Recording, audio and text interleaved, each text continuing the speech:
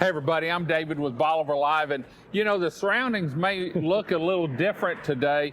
We're actually in Lumberton, Texas at Priest Insurance Agency. You know, Dan does work here, but he also travels and does work on Bolivar.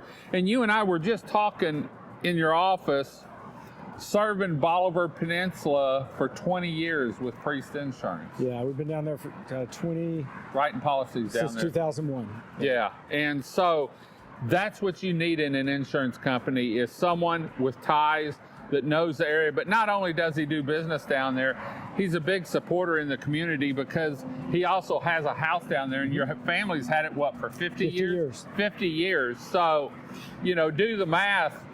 He's part of Bolivar. But we just got our first cool front in. We did. We've got another one coming here, I believe, next week. And you know, we've had, luckily it was 2 years apart, but we had some freezes down there.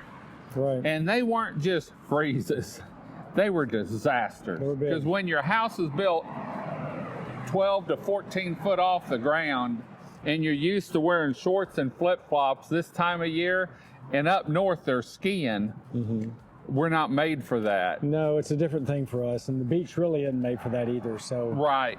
Let's talk about the insurance, because I don't understand it, and I'm hoping I'm not the dumb one of the bunch. Hope some other ones need some explaining on how that works. What part of your insurance or what insurance covers?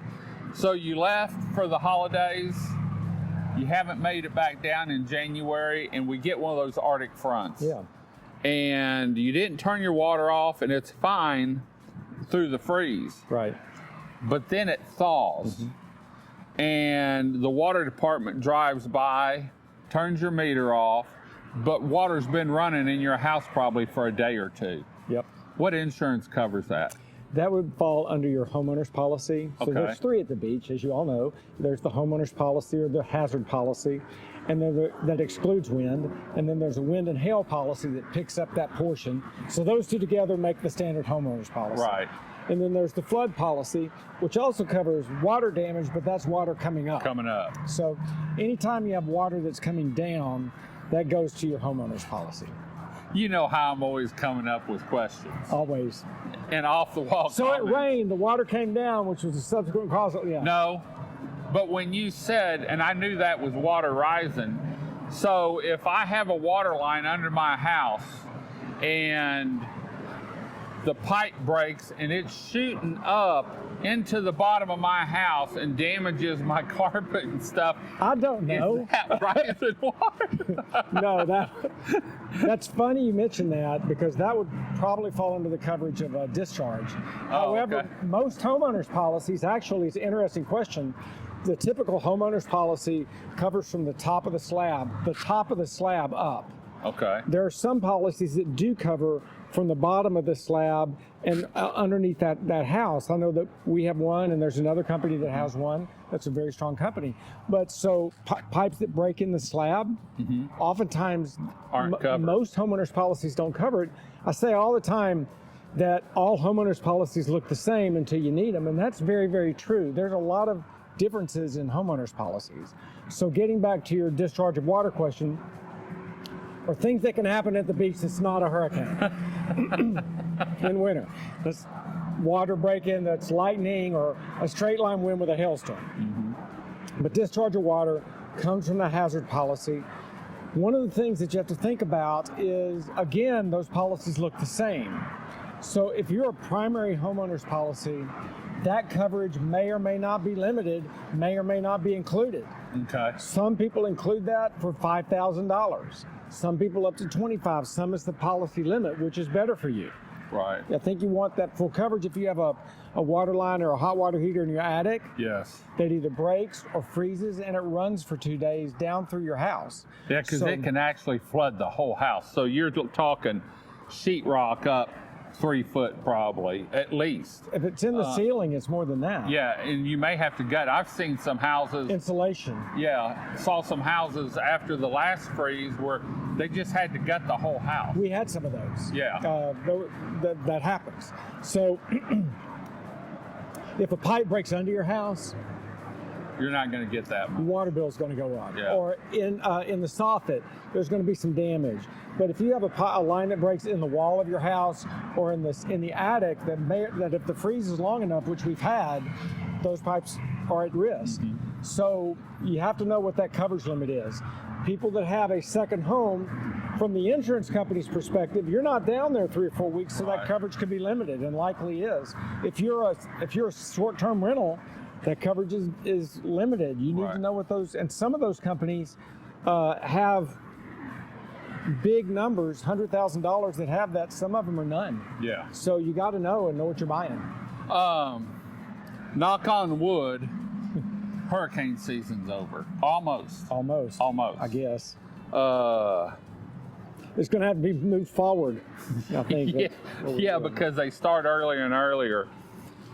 What was your take on hurricane season this year? You know, we had Burl come through. We had another close call, but then it turned. Just real quick, what's your thoughts on hurricane season? What happened for Burl? You know, Burl, I would call this for Texas a sort of an average season. You know, we had a few threats, we had one that hit, but it's a good reminder that we are just as vulnerable as Florida. Right. And I don't know how many Florida's had now, 5, maybe 4, and they're working. They're fixing another one probably. So that can be the Texas coast.